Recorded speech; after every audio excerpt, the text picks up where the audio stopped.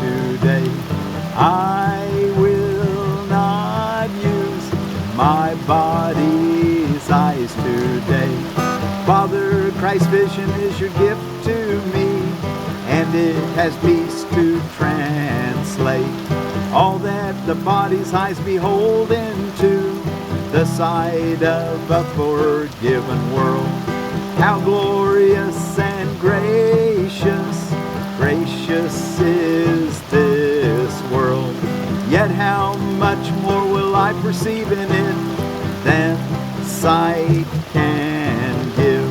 The world forgiven signifies your Son, acknowledges his Father. Let his dreams be brought to truth and waits expectantly the one remaining instant more of time, which ends forever, as your memory returns to him, and now his will is one with yours. His function now is but your own, and every thought except your own is gone. I will not use my body's eyes today. I will not use my body's eyes today. The quiet of today will bless our hearts, and through them peace will come to everyone. Christ is our eyes today, and through his sight we offer healing to the world through him, the Holy Son whom God created whole, the Holy Son whom God created, the Holy Son whom God had created one. I will not use my body's eyes today.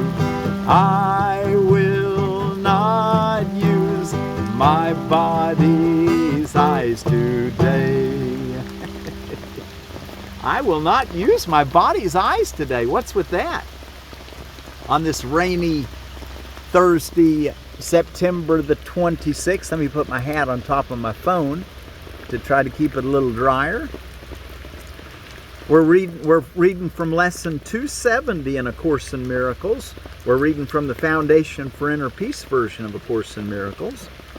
Let's read through it. We just sang it, but let's go back through it again and see what it says. A little slower. I will not use the body's eyes today. Father, Christ's vision is your gift to me, and it has power to translate all that the body's eyes behold into the sight of a forgiven world. How glorious and gracious is this world, yet how much more will I perceive in it than sight can give.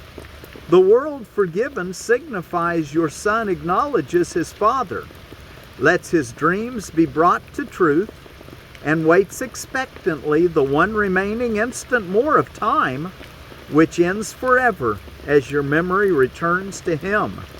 And now his will is one with yours. His function now is but your own, and every thought except your own is gone. I will not use the body's eyes today. The quiet of today will bless our hearts, and through them peace will come to everyone.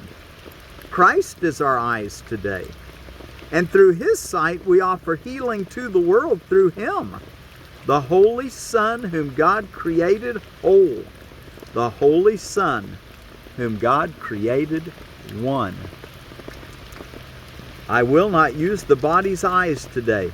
You know, today's a really good day to spend a little extra time in the quiet with your eyes closed and meditating, doing your practice periods. Spend a little extra time, do 2 or 3 and longer periods, maybe 4 or 5, depending on how long you can sit. You might want to spend maybe an hour in the morning or an hour in the evening or whatever, or maybe 10 minutes in the morning, 10 minutes in the afternoon, and 10 minutes in the evening.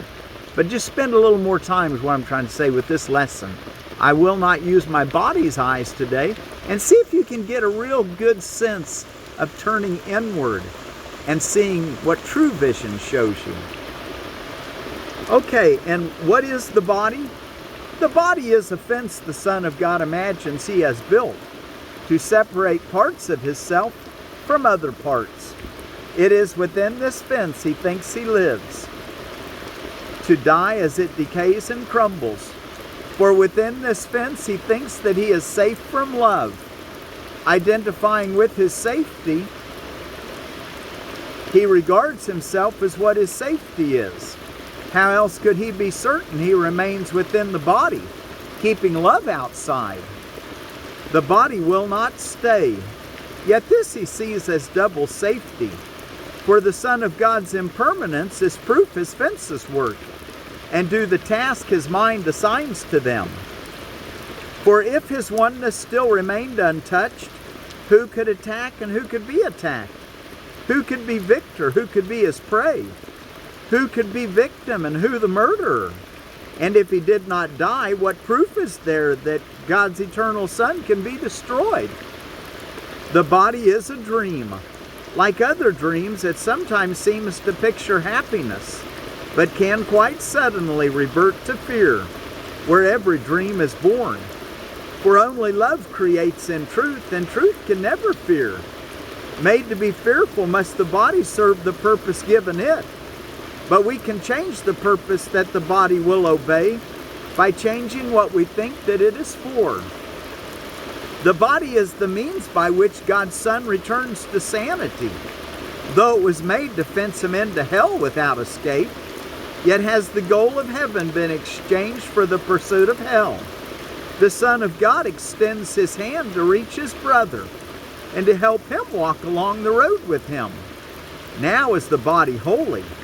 Now it serves to heal the mind that it was made to kill. You will identify with what you think will make you safe, whatever it may be. You will believe that it is one with you. For safety lies in truth, not in lies. Love is your safety. Fear does not exist. Identify with love and you are safe. Identify with love and you are home. Identify with love and find yourself. And our lesson again, lesson 270, I will not use my body's eyes today. We're going to learn to follow our inner guidance.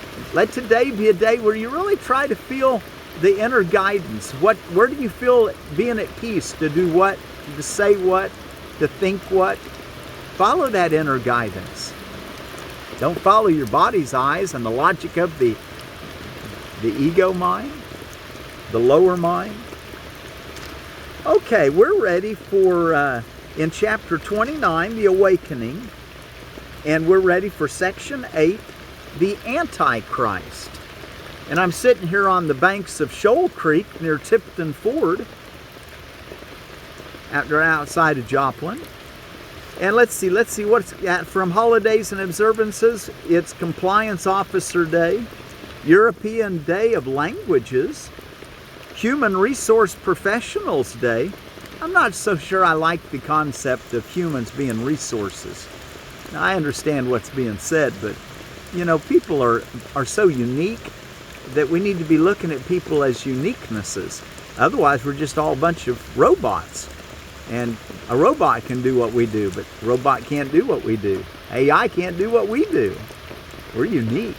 We're sparks of God. International Day for the Elimination of Nuclear Weapons. Boy, that's something that should be done, huh? It'd be a nice thing to do. Johnny Appleseed Day. It was Johnny Appleseed, which was John Chapman's birthday in 1774 today. He lived until 1845, and he did go around planting apple trees. He had a business, had a nursery, but he also gave a lot of them away. He was a missionary for the new church, which was Emanuel Swedenborg's church.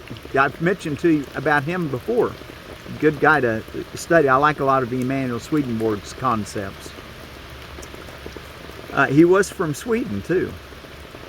let's see, what else do we have here? Lumberjack and Lumberjill Day. If you're a woman, you'd be a Lumberjill, but Lumberjack Day. Mesothelioma Awareness Day, and it's cancer of the lining of the chest. Better Breakfast Day. Better breakfast for most of us that live pretty sedentary lives would probably be better no breakfast at all. Dumpling Day. Pancake Day. You can have your pancakes at lunch and supper. You don't have them for breakfast. Record Store Day. Remember Me Thursday. Remember Me Thursday. Shamu the Whale Day. Situational Awareness Day. Let's see. World Contraception Day. World Maritime Day. Yeah, it's a wet day today, isn't it, here on the river. Xterra World Championship, which is swim, run, and bike championship. And then I said edible landscaping almost today. I said it yesterday and didn't correct myself. Out of the Seed Savers Exchange was yesterday and today. We're going through some Lactuca sativas, some lettuces. And this is the Ella Kropf, donated to Seed Savers Exchange in 2005 by Maynard Kropf, grandson of Amish Mennonites Samuel and Ella May Kropf. They acquired it circa 1930 from a man in Stewardson, Illinois, and it became a family favorite. Tender green softball size heads with round leaves and pleasantly sweet flavor. A Butterhead, 50 to 60 days, 26,000 seeds to the ounce. And our word for peace, let's take a word for peace from,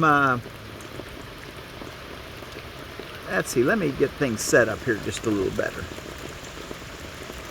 From the Masaba people of Uganda, and it's Koosi. So peace be with you, or Koosi be with you.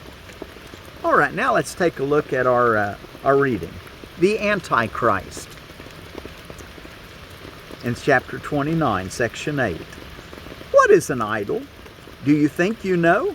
For idols are unrecognized as such, and never seen for what they really are.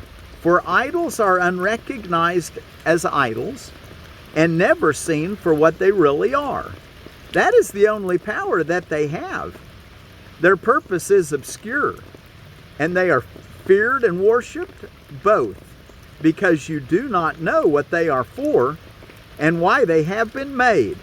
An idol is an image of your brother that you would value more than what he is. Now, catch this definition. An idol is an image of your brother that you would value more than what he is. Idols are made that he may be replaced, no matter what their form. And it is this that never is perceived and recognized, be it a body or a thing, a place, a situation or a circumstance, an object owned or wanted, or a right demanded or achieved. It is the same. Paragraph 2. Let not their form deceive you. Idols are but substitutes for your reality. In some way you believe they will complete your little self, for safety in a world perceived as dangerous, with forces massed against your confidence and peace of mind. They have the power to supply your lacks and add the value that you do not have. No one believes in idols who has not enslaved himself to littleness and loss. Wow, we're working with our value systems. You know, I've said that before. And when we don't see ourselves as wonderful, as powerful, as complete, then we see ourselves then we are subject to believing in idols. No one believes in idols who has not enslaved himself to littleness and loss, and thus must seek beyond his little self for strength to raise his head and stand apart from all the misery the world reflects. This is the penalty for looking not within. The penalty for not looking within is that you'll believe you'll live in a world of loss and limitation, of lack. No one believes in idols who has not enslaved himself to littleness and loss, and thus must seek beyond his little self for strength to raise his head and stand apart from all the misery the world reflects. This is the penalty for looking not within. Well, that sure goes good with our lesson today. I will not use my body's eyes today. Let's begin to look within today. Really look within. Let it be a place where you hang out and feel really safe and secure and wise. They're learning knowledge. This is the penalty for looking not within. For certainty and calm quiet that liberates you from the world and lets you stand apart in quiet and at peace. Let's read it one more time. No one believes in idols who has not enslaved himself to littleness and loss, and thus must seek beyond his little self for something to raise his head and stand apart from all the misery the world reflects.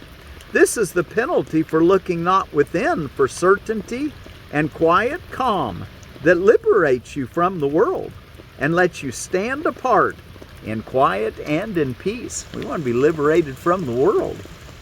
Paragraph 3. An idol is a false impression or a false belief, some form of antichrist that constitutes a gap between the Christ and what you see. An idol is a wish made tangible and given form, and thus perceived as real and seen outside the mind. Yet it is still a thought, and cannot leave the mind that is its source, nor is its form apart from the idea it represents. All forms of Antichrist oppose the Christ and fall before his face like a dark veil that seems to shut you off from him, alone in darkness, yet the light is there. A cloud does not put out the sun, no more a veil can banish what it seems to separate, nor darken by one whit the light itself. 4. This world of idols is a veil across the face of Christ, because its purpose is to separate your brother from yourself. A dark and fearful purpose, yet a thought without the power to change one blade of grass from something living to a sign of death. Its form is nowhere, for its source abides within your mind where God abideth not. Where is this place? Where is this place where what is everywhere has been excluded and been kept apart? What hand could be held up to block God's way? Whose voice could make demand he enter not? The more than everything is not a thing to make you tremble and to quail in fear. Christ's enemy is nowhere. He can take no form in which he ever will be real. 5. What is an idol? Nothing. It must be believed before it seems to come to life and gives power what it may be feared. It must be believed before it seems to come to life and gives power that it may be feared. Its life and power are its believer's gift. And this is what the miracle restores to what has life and power worthy of the gift of heaven and eternal peace. The miracle does not restore the truth. The light the veil between has not put out. It merely lifts the veil and lets the truth shine unencumbered, being what it is. It does not need belief to be itself, for it has been created, so it is. 6. An idol is established by belief, and when it is withdrawn, the idol, in quotes, dies. This is the Antichrist, the strange idea there is a power past omnipotence, a place beyond the infinite, a time transcending the eternal. Here the world of idols has been set by the idea this power and place and time are given form. and shape the world where the impossible has happened. Here the deathless come to die, the all-encompassing to suffer loss, the timeless to be made the slaves of time. Here does the changeless change, the peace of God forever given to all living things give way to chaos, and the Son of God, as perfect, sinless, and as loving as his Father, come to hate a little while, to suffer pain, and finally to die. 7. Where is an idol? Nowhere. Can there be a gap in what is infinite, a place where time can interrupt eternity? A place of darkness set where all is light? A dismal alcove separated off from what is endless, has no place to be? An idol is beyond where God has set all things forever and has left no room for anything to be except his will. Nothing and nowhere must an idol be, while God is everything and everywhere. 8. What purpose has an idol then? What is it for? This is the only question that has many answers, each depending on the one of whom the question has been asked. The world believes in idols. No one comes unless he worships them, and still attempts to seek for one that yet might offer him a gift reality does not contain. Oh my. Each worshiper of idols harbors hope his special deities will give him more than other men possess. It must be more. It does not really matter more of what. More beauty, more intelligence, more wealth, or even more affliction and more pain. But more of something is an idol for. And when one fails, another takes its place, with hope of finding more of something else. Be not deceived by forms the something takes. An idol is a means for getting more. And it is this that is against God's will. Because we have everything. We can't get more. We don't need to get more. And the last paragraph, 9. God has not many sons, but only one. God has not many sons, but only one. Who can have more, and who be given less? In heaven would the Son of God but laugh, if idols could intrude upon his peace. It is for him the Holy Spirit speaks, and tells you idols have no purpose here. For more than heaven can you never have. If heaven is within, why would you seek for idols that would make of heaven less, to give you more than God bestowed upon your brother and on you, as one with him? God gave you all there is, and to be sure you could not lose it, did he also give the same to every living thing as well? And thus is every living thing a part of you, as of himself. No idol can establish you as more than God, but you will never be content with being less than God. Okay, well, it's getting a little wet out here today. Let's see if I can finish up by singing our song. Be sure to do your 2 extended practice periods, morning and evening. And then throughout the day, every hour of the day. Ask God for guidance, give thanks, and tell yourself, I will not use my body's eyes today.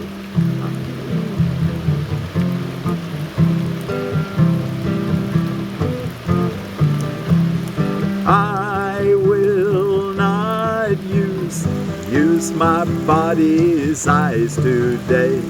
I will not use my body's eyes today. Father Christ, vision is your gift to me, and it has peace to translate all that the body's eyes behold into the sight of the forgiven world. How glorious and gracious is, how gracious is this world. Yet how much more will I perceive in it than sight can give. The world for forgiven signifies your son acknowledges his father. Let his dreams be brought to truth and waits expectantly the one remaining instant more of time, which ends forever as your memory returns to him. And now his will is one with yours. His function now is but your own, and every thought except your own is gone. I will not use my body's eyes today. I will not use my body's eyes today. The quiet of today will bless our hearts, and through them peace will come to everyone. Christ is our eyes today, and through his sight we offer healing to the world through him, the Holy Son whom God created whole, the Holy Son whom God created one, whom God created one. I will not use my body's eyes today. I will not use my body's eyes today. I will not use my body's eyes today. I will not use my body's eyes today. Well, thank you so much for joining me here on the banks of a rainy Shoal Creek Thursday. And from the Masaba people of Uganda, peace is Koosi. So Koosi be with you. I will not use my body's eyes today. Koosi.